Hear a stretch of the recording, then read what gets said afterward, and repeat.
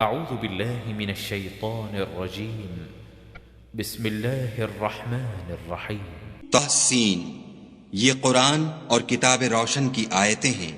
مومنوں کے لیے ہدایت اور بشارت ہے، وہ جو نماز پڑھتے اور زکوٰۃ دیتے اور آخرت کا یقین رکھتے ہیں۔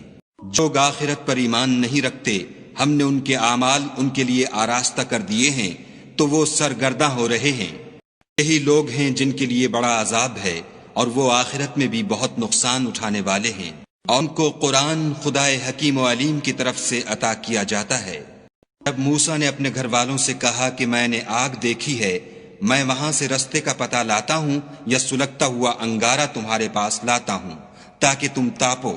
جب موسیٰ اس کے پاس آئے تو ندا آئی کہ وہ جو آگ میں تجلی دکھاتا ہے بابرکت ہے، اور وہ جو آگ کے ارد گرد ہے، اور خدا جو تمام عالم کا پروردگار ہے پاک ہے۔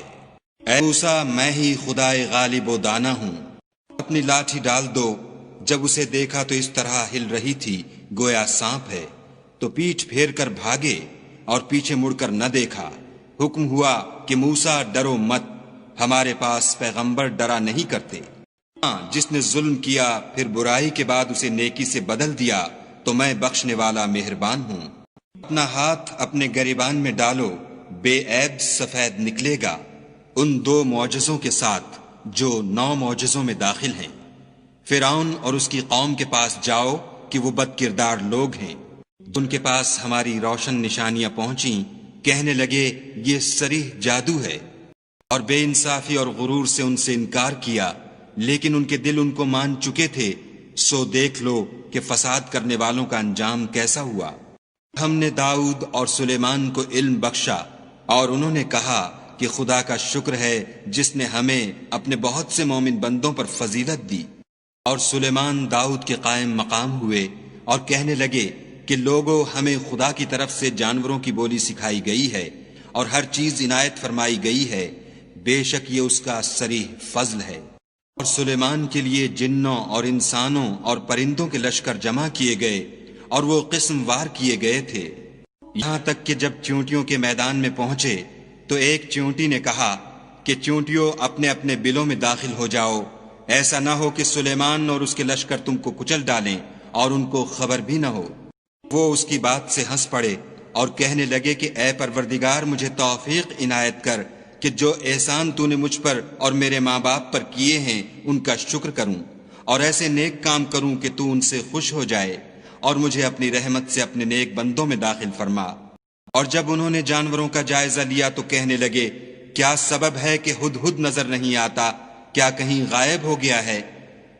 میں اسے سخت سزا دوں گا یا ذبح کر ڈالوں گا، یا میرے سامنے اپنی بے قصوری کی دلیل صریح پیش کرے۔ تھوڑی ہی دیر ہوئی تھی کہ ہدہد موجود ہوا اور کہنے لگا کہ مجھے ایک ایسی چیز معلوم ہوئی ہے جس کی آپ کو خبر نہیں، اور میں آپ کے پاس شہر سبا سے ایک یقینی خبر لے کر آیا ہوں۔ میں نے ایک عورت دیکھی کہ ان لوگوں پر بادشاہت کرتی ہے اور ہر چیز اسے میسر ہے، اور اس کا ایک بڑا تخت ہے۔ دیکھا کہ وہ اور اس کی قوم خدا کو چھوڑ کر آفتاب کو سجدہ کرتے ہیں، اور شیطان نے ان کے اعمال انہیں آراستہ کر دکھائے ہیں اور ان کو رستے سے روک رکھا ہے، پس وہ رستے پر نہیں آتے اور نہیں سمجھتے کہ خدا کو جو آسمانوں اور زمین میں چھپی چیزوں کو ظاہر کر دیتا اور تمہارے پوشیدہ اور ظاہر اعمال کو جانتا ہے، کیوں سجدہ نہ کریں؟ خدا کے سوا کوئی عبادت کے لائق نہیں، وہی عرش عظیم کا مالک ہے۔ سلیمان نے کہا اچھا، ہم دیکھیں گے تو نے سچ کہا ہے یا تو جھوٹا ہے۔ یہ میرا خط لے جا اور اسے ان کی طرف ڈال دے، پھر ان کے پاس سے پھر آ اور دیکھ کہ وہ کیا جواب دیتے ہیں۔ مکہ نے کہا کہ دربار والو، میری طرف ایک نامہ گرامی ڈالا گیا ہے، وہ سلیمان کی طرف سے ہے، اور مضمون یہ ہے کہ شروع خدا کا نام لے کر جو بڑا مہربان نہایت رحم والا ہے، بعد اس کے یہ کہ مجھ سے سرکشی نہ کرو اور مطیع و منقاد ہو کر میرے پاس چلے آؤ۔ سنا کر کہنے لگی کہ اے اہل دربار، میرے اس معاملے میں مجھے مشورہ دو، جب تک تم حاضر نہ ہو اور صلاح نہ دو میں کسی کام کو فیصل کرنے والی نہیں۔ وہ بولے کہ ہم بڑے زور آور اور سخت جنگجو ہیں، اور حکم آپ کے اختیار ہے، تو جو حکم دیجیے گا اس کے معال پر نظر کر لیجیے گا۔ اس نے کہا کہ بادشاہ جب کسی شہر میں داخل ہوتے ہیں تو اس کو تباہ کر دیتے ہیں اور وہاں کے عزت والوں کو ذلیل کر دیا کرتے ہیں، اور اسی طرح یہ بھی کریں گے۔ اور میں ان کی طرف کچھ تحفہ بھیجتی ہوں اور دیکھتی ہوں کہ قاصد کیا جواب لاتے ہیں۔ جب قاصد سلیمان کے پاس پہنچا تو سلیمان نے کہا، کیا تم مجھے مال سے مدد دینا چاہتے ہو؟ جو کچھ خدا نے مجھے عطا فرمایا ہے وہ اس سے بہتر ہے جو تمہیں دیا ہے۔ حقیقت یہ ہے کہ اپنے تحفے سے تم ہی خوش ہوتے ہوگے۔ ان کے پاس واپس جاؤ، ہم ان پر ایسے لشکر لے کر حملہ کریں گے جن کے مقابلے کی ان میں طاقت نہ ہوگی، اور ان کو وہاں سے بے عزت کر کے نکال دیں گے اور وہ ذلیل ہوں گے۔ سلیمان نے کہا کہ اے دربار والو، کوئی تم میں ایسا ہے کہ قبل اس کے کہ وہ لوگ فرما بردار ہو کر ہمارے پاس آئیں، ملکہ کا تخت میرے پاس لے آئے؟ جنات میں سے ایک قوی ہیکل جن نے کہا کہ قبل اس کے کہ آپ اپنی جگہ سے اٹھیں میں اس کو آپ کے پاس لا حاضر کرتا ہوں، اور مجھے اس پر قدرت بھی حاصل ہے اور امانت دار بھی ہوں۔ ایک شخص جس کو کتاب الہی کا علم تھا کہنے لگا کہ میں آپ کی آنکھ کے جھپکنے سے پہلے اسے آپ کے پاس حاضر کیے دیتا ہوں۔ جب سلیمان نے تخت کو اپنے پاس رکھا ہوا دیکھا تو کہا کہ یہ میرے پروردگار کا فضل ہے تاکہ مجھے آزمائے کہ میں شکر کرتا ہوں یا کفران نعمت کرتا ہوں، اور جو شکر کرتا ہے تو اپنے ہی فائدے کے لیے شکر کرتا ہے، اور جو ناشکری کرتا ہے تو میرا پروردگار بے پرواہ اور کرم کرنے والا ہے۔ سلیمان نے کہا کہ مالکہ کے امتحان عقل کے لیے اس کے تخت کی صورت بدل دو، دیکھیں کہ وہ سوجھ بوجھ رکھتی ہے یا ان لوگوں میں سے ہے جو سوجھ نہیں رکھتے۔ جب وہ آ پہنچی تو پوچھا گیا کہ کیا آپ کا تخت بھی اسی طرح کا ہے؟ اس نے کہا کہ یہ تو گویا ہو بہو وہی ہے، اور ہم کو اس سے پہلے ہی سلیمان کی عظمت و شان کا علم ہو گیا تھا، اور ہم فرما بردار ہیں۔ وہ جو خدا کے سوا اور کی پرستش کرتی تھی، سلیمان نے اس کو اس سے منع کیا، اس سے پہلے تو وہ کافروں میں سے تھی۔ اس سے کہا گیا کہ محل میں چلیے۔ جب اس نے اس کے فرش کو دیکھا تو اسے پانی کا حوض سمجھا اور کپڑا اٹھا کر اپنی پنڈلیاں کھول دیں۔ سلیمان نے کہا یہ ایسا محل ہے جس کے نیچے بھی شیشے جڑے ہوئے ہیں۔ وہ بول اٹھی کہ پروردگار، میں اپنے آپ پر ظلم کرتی رہی تھی، اور اب میں سلیمان کے ہاتھ پر خدائے رب العالمین پر ایمان لاتی ہوں۔ اور نے سمود کی طرف ان کے بھائی صالح کو بھیجا کہ خدا کی عبادت کرو، تو وہ دو فریق ہو کر آپس میں جھگڑنے لگے۔ صالح نے کہا کہ اے قوم، تم بھلائی سے پہلے برائی کے لیے کیوں جلدی کرتے ہو، اور خدا سے بخشش کیوں نہیں مانگتے تاکہ تم پر رحم کیا جائے؟ وہ کہنے لگے کہ تم اور تمہارے ساتھی ہمارے لیے شگون بد ہیں۔ صالح نے کہا کہ تمہاری بدشگونی خدا کی طرف سے ہے، بلکہ تم ایسے لوگ ہو جن کی آزمائش کی جاتی ہے۔ شہر میں 9 شخص تھے جو ملک میں فساد کیا کرتے تھے اور اصلاح سے کام نہیں لیتے تھے۔ کہنے لگے کہ خدا کی قسم کھاؤ کہ ہم رات کو اس پر اور اس کے گھر والوں پر شبخون ماریں گے، پھر اس کے وارثوں سے کہہ دیں گے کہ ہم تو اس کے گھر والوں کے موقع ہلاکت پر گئے ہی نہیں، اور ہم سچ کہتے ہیں۔ اور وہ ایک چال چلے اور ہم بھی ایک چال چلے، اور ان کو کچھ خبر نہ ہوئی۔ دیکھ لو کہ ان کی چال کا انجام کیسا ہوا، ہم نے ان کو اور ان کی قوم سب کو ہلاک کر ڈالا۔ اب یہ ان کے گھر ان کے ظلم کے سبب خالی پڑے ہیں۔ جو لوگ دانش رکھتے ہیں ان کے لیے اس میں نشانی ہے۔ جو لوگ ایمان لائے اور ڈرتے تھے ان کو ہم نے نجات دی۔ اور لوط کو یاد کرو جب انہوں نے اپنی قوم سے کہا کہ تم بے حیائی کے کام کیوں کرتے ہو، اور تم دیکھتے ہو کیا تم عورتوں کو چھوڑ کر لذت حاصل کرنے کے لیے مردوں کی طرف مائل ہوتے ہو؟ حقیقت یہ ہے کہ تم احمق لوگ ہو۔ تو کی قوم کے لوگ بولے تو یہ بولے، اور اس کے سوا ان کا کچھ جواب نہ تھا کہ لوط کے گھر والوں کو اپنے شہر سے نکال دو، یہ لوگ پاک بننا چاہتے ہیں۔ تو ہم نے ان کو اور ان کے گھر والوں کو نجات دی، مگر ان کی بیوی کہ اس کی نسبت ہم نے مقرر کر رکھا تھا کہ وہ پیچھے رہنے والوں میں ہوگی۔ ہم نے ان پر مہ برسایا، سو جو میں ان لوگوں پر برسا جن کو متنبع کر دیا گیا تھا برا تھا۔ کہہ دو کہ سب تعریف خدا ہی کو سزاوار ہے، اور اس کے بندوں پر سلام ہے جن کو اس نے منتخب فرمایا، بھلا خدا بہتر ہے یا وہ جن کو یہ اس کا شریک بناتے ہیں؟ بھلا کس نے آسمانوں اور زمین کو پیدا کیا، اور کس نے تمہارے لیے آسمان سے پانی برسایا؟ ہم نے، پھر ہم نے اس سے سرسبز باغ اگائے۔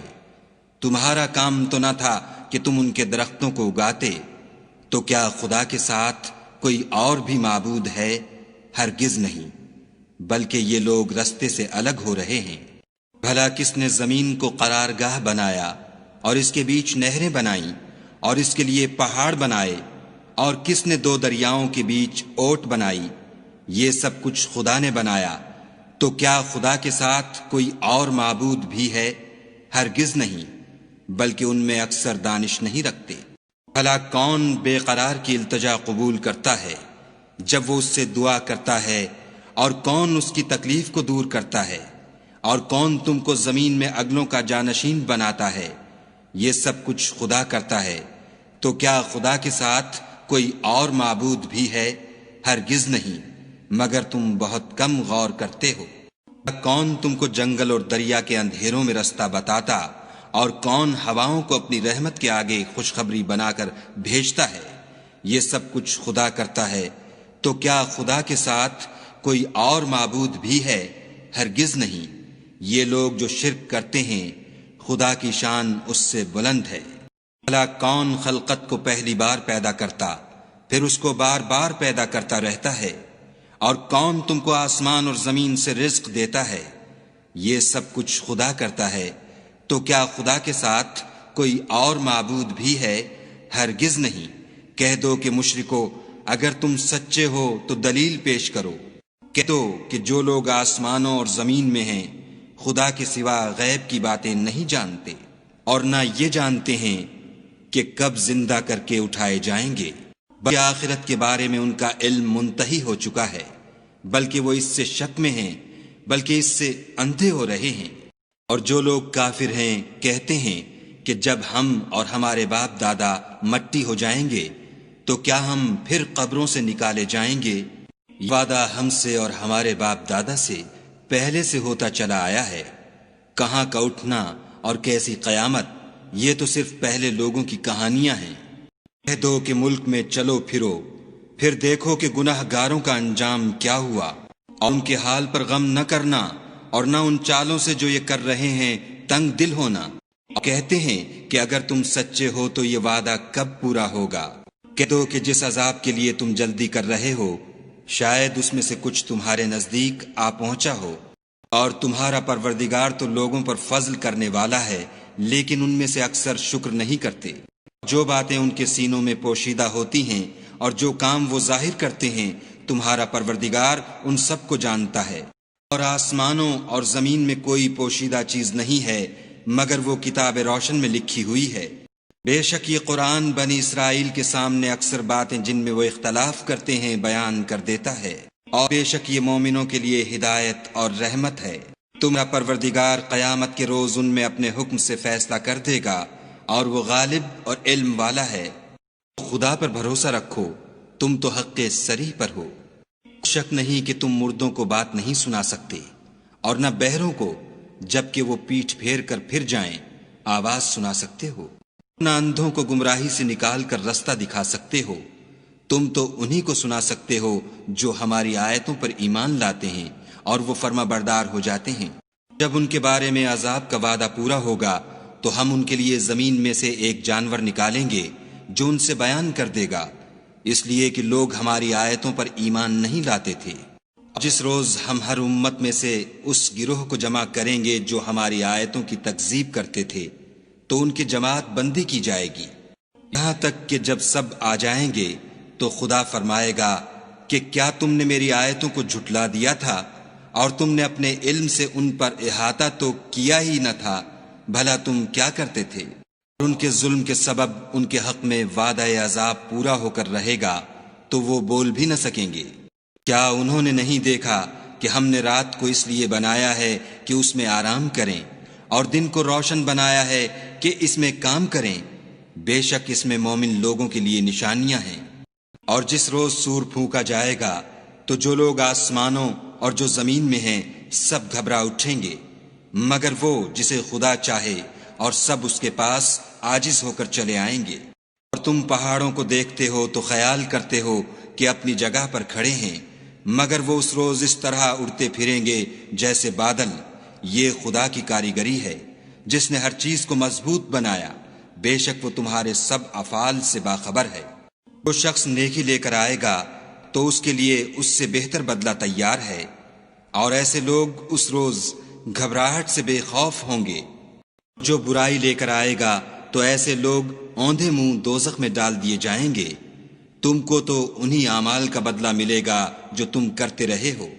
کہہ دو مجھ کو یہی ارشاد ہوا ہے کہ اس شہر مکہ کے مالک کی عبادت کروں جس نے اس کو محترم اور مقام ادب بنایا ہے، اور سب چیز اسی کی ہے، اور یہ بھی حکم ہوا ہے کہ اس کا حکم بردار رہوں، اور یہ بھی کہ قرآن پڑھا کروں۔ تو جو شخص راہ راست اختیار کرتا ہے تو اپنے ہی فائدے کے لیے اختیار کرتا ہے، اور جو گمراہ رہتا ہے تو کہہ دو کہ میں تو صرف نصیحت کرنے والا ہوں۔ کہو کہ خدا کا شکر ہے، وہ تم کو عنقریب اپنی نشانیاں دکھائے گا تو تم ان کو پہچان لوگے، اور جو کام تم کرتے ہو تمہارا پروردگار ان سے بے خبر نہیں ہے۔